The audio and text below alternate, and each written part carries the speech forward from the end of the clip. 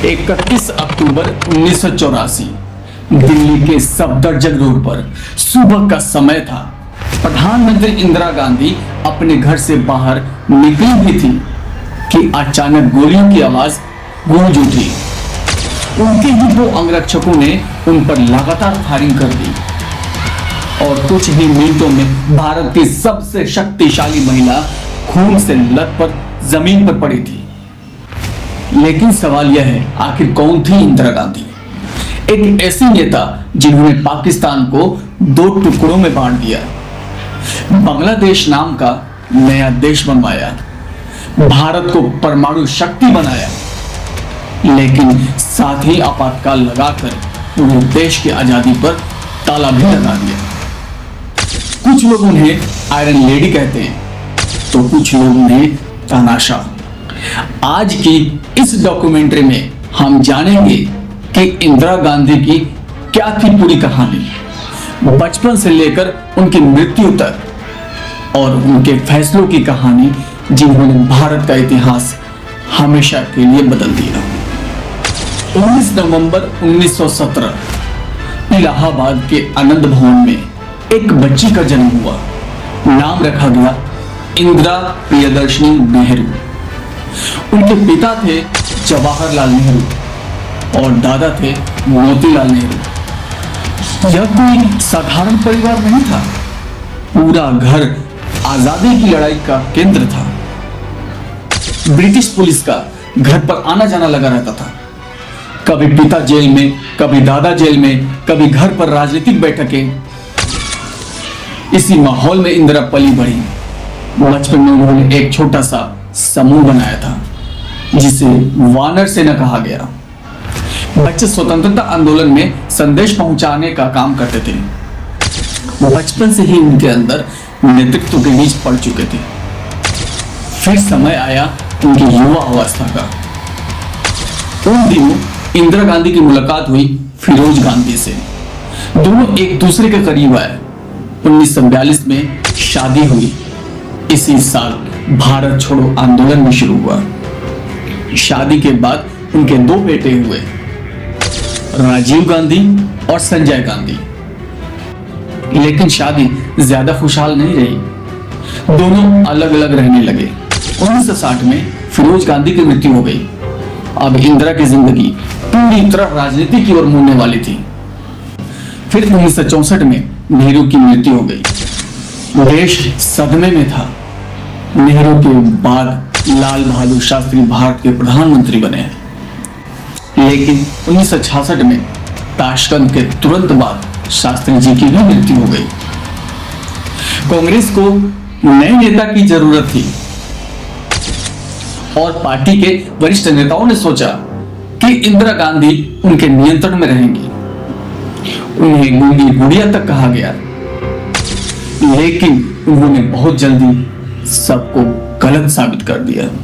1966 में इंदिरा गांधी भारत की प्रधानमंत्री बन गई और धीरे धीरे कांग्रेस पर पूरा नियंत्रण जमा लिया। फिर साल आया 1971, जब इंदिरा गांधी के राजनीतिक जीवन का सबसे बड़ा क्षण आया। पूर्वी पाकिस्तान में पाकिस्तानी सेना अत्याचार पे अत्याचार करे जा रही थी। लाखों लोग भारत की तरफ भाग रहे थे। फिर इंदिरा गांधी ने दुनिया भर से समर्थन मांगा, लेकिन जब कोई खास मदद नहीं मिली तो भारत ने सैन्य हस्तक्षेप का फैसला किया। दिसंबर 1971 में भारत पाकिस्तान युद्ध शुरू हुआ। सिर्फ 13 दिनों में पाकिस्तान हार गया और उसके 90,000 से अधिक पाकिस्तानी सैनिकों ने आत्मसमर्पण कर दिया और दुनिया के नक्शे पर एक नया देश बना, बांग्लादेश। यह जीत इतनी बड़ी थी कि देश भर में इंदिरा गांधी को दुर्गा का रूप तक कहा गया। उनकी लोकप्रियता आसमान छू रही थी। फिर साल आया 1974। राजस्थान के पोखरण में एक गुप्त मिशन चल रहा था।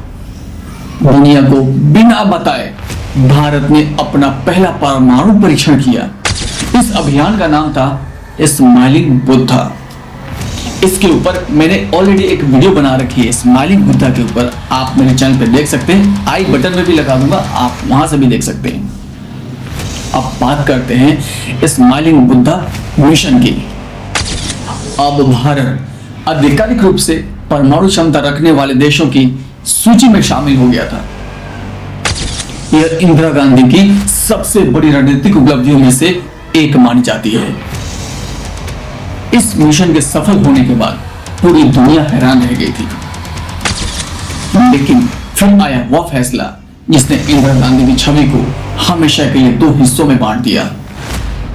1975 इलाहाबाद के हाई कोर्ट ने उनके चुनाव को अमान्य घोषित कर दिया। विपक्ष ने इस्तीफे की मांग की। देश भर में विरोध प्रदर्शन शुरू हो गए और 25 जून 1975 की रात आपातकाल लागू कर दिया गया। प्रेस पर सेंसरशिप लग गई, राजनीतिक नेताओं की गिरफ्तारी होने लगी, नागरिक स्वतंत्रता निलंबित कर दी गई, पूरा देश सरकारी नियंत्रण के नीचे आ गया, हजारों लोगों को जेल भेज दिया गया। आलोचकों ने इसे भारतीय लोकतंत्र का सबसे काला अध्याय कहा। यहीं से इंदिरा गांधी पर तानाशाह होने का आरोप लगने लगे। आपातकाल के दौरान एक और नाम बेहद शक्तिशाली बन गया। वो नाम था संजय गांधी का। उनके पास कोई आधिकारिक पद नहीं था, लेकिन उनका प्रभाव लगातार बढ़ रहा था। 1977 के चुनाव में कांग्रेस को भारी हार मिली। इंदिरा गांधी खुद भी चुनाव हार गई। यह उनके राजनीतिक जीवन का सबसे बड़ा झटका था। लेकिन इंदिरा गांधी की कहानी यही खत्म नहीं हुई। 1980 में उन्होंने शानदार वापसी की, एक बार फिर भारत की प्रधानमंत्री बन गई।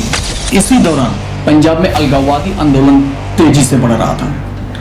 जर्नैल सिंह भिंडरवाले और उनके समर्थकों ने स्वर्ण मंदिर परिसर में अपना ठिकाना बना लिया। 1984 में इंदिरा गांधी ने सैन्य कार्रवाई को मंजूरी दी। इस अभियान का नाम था ऑपरेशन ब्लू स्टार। सेना स्वर्ण मंदिर के अंदर गई।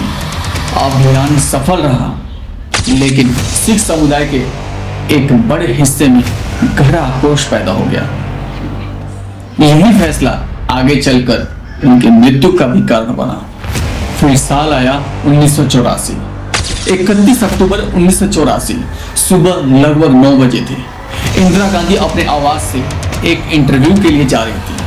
तभी उनके अंगरक्षक सतवंत सिंह और बेअंत सिंह ने उन पर फायरिंग करना स्टार्ट कर दिया। कुछ घंटों बाद उनकी मृत्यु हो गई। पूरा देश स्तब्ध रह गया। लेकिन इसके बाद जो हुआ वह और भी भयावह था। कई शहरों में सिख विरोधी दंगे भड़क उठे। हजारों लोगों की जान चली गई। भारत के इतिहास का एक और दर्दनाक अध्याय शुरू हो गया।